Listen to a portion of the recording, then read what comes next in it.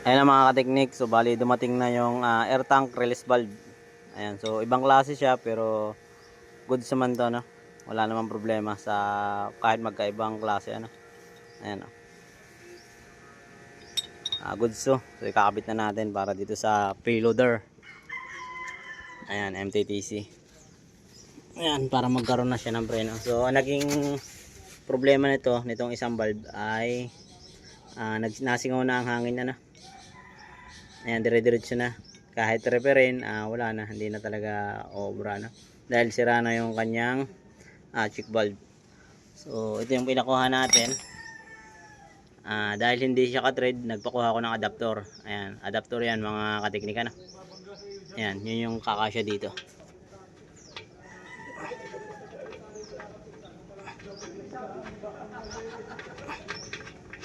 Okay.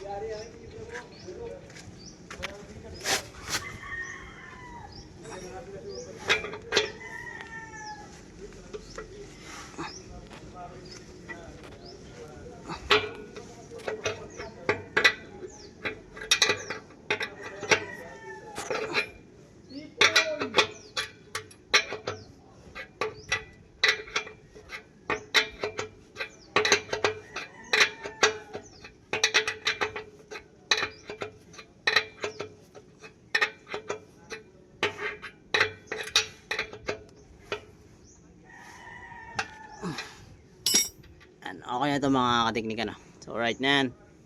Ano pang hinihintay mo? Broop broop.